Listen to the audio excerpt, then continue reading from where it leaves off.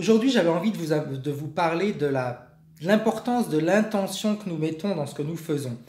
Je m'étais rendu compte qu'il y avait des petites choses qui bloquaient dans ma vie. J'avais du mal à trouver des réponses. Donc j'ai un jeu que je tire de temps en temps, un jeu de cartes hein, qui me permet d'avoir des réponses. Et cette fois-ci, c'était vraiment très clair. Je vais vous dire quelle était la réponse. L'intention est sans doute ce qu'il y a de plus puissant sur Terre. En effet, c'est généralement ce que l'on veut vraiment qui finit par se manifester. Les intentions positives et bienveillantes participent activement à la création d'événements du même type. Tandis que, inversement, la peur et la négativité n'aboutissent qu'aux doutes et aux incertitudes. Votre intention se manifestera si vous prenez la peine de vous concentrer sur votre objectif. Pour commencer, soyez bien précis quant à ce que vous voulez ou non. Faute d'idées très nettes, rien ne se passera.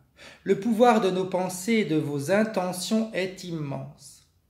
Ce sont des énergies vivantes capables de créer et d'orienter nos vies. Vos intentions sont votre avenir.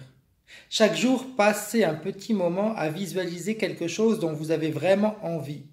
Ensuite, gardez cette image au fond de votre esprit tandis que vous faites le nécessaire pour qu'elle se réalise. Les intentions positives et bienveillantes créent un avenir enchanteur. C'est l'amour qui m'aide à manifester et à vivre tout ce que je souhaite. Et en réalité, je m'étais rendu compte que l'intention que j'avais mise dans ce que je voulais n'était pas forcément nette, claire. J'avais envie, j'avais pas trop envie, j'étais sûr, j'étais pas trop sûr. Eh bien, en changeant mon intention, en changeant ma vue des choses et surtout sur quoi je me focalisais, eh bien, tout s'est débloqué.